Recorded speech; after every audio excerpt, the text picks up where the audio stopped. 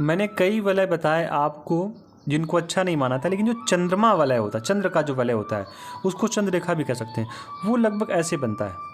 देखो बनना तो ऐसे ही है, लेकिन ऐसे ना बन करके ये चंद्र वलय ऐसे बनता है। और अगर इसी हाथ को अगर आप देखना चाहें चंद्र वलय, तो ये इस प्रकार का बन रहा है। देखो ये किसी भी प्रकार से कहीं पर भी नकारात्मक नहीं होता। ये चंद्रमा मन का कारक होता है। इसको एक वर्ड होता है अंग्रेजी में इंट्यूशन।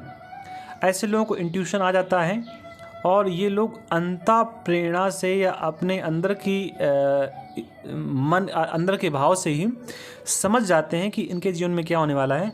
ये व्यक्ति साधारण घराने में जन्म लेकर भी बहुत ऊंचे पद तक पहुंचते हैं, ऐसा देखा गया है। कई बार ऐसे व्यक्ति राष्ट्रपति या सेनाध्यक्ष भी बनते हैं, लेकिन उसके लिए क्या है कि जैसे छोटी सी रेखा मैं दिखा रहा हूँ, वो छोटी सी रेखा ना होकर के ये बहुत बड़ी रेखा होती है।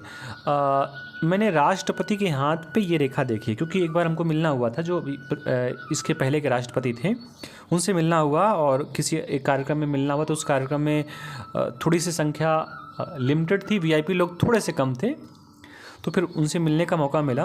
तो उनके हाथ पे ये रेखा देखने को मिली, तो ये बड़ी रेखा थी उनके हाथ पे। तो ऐसे लोगों का इंट्यूशन बहुत ही अच्छा होता है।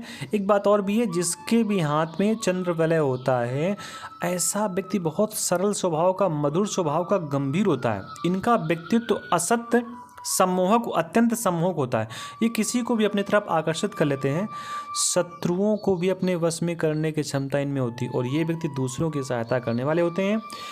यदि जीवन में कोई इनके साथ भलाई का व्यवहार करता है तो ये उसका उपकार जीवन भर नहीं भूलते। ये चंद्र वलय का प्रभाव है, और ये हाथों में देखा गया है। जिसके हाथ में भैया ऐसा हो, अगर वो आपका मित्र है तो उससे दोस्ती अवश्य कर लेनी चाहिए, बिना शर्त के कर लेनी चाहिए, क्योंकि ऐसा व्यक्ति कभी आपको धोखा देगा ही नहीं।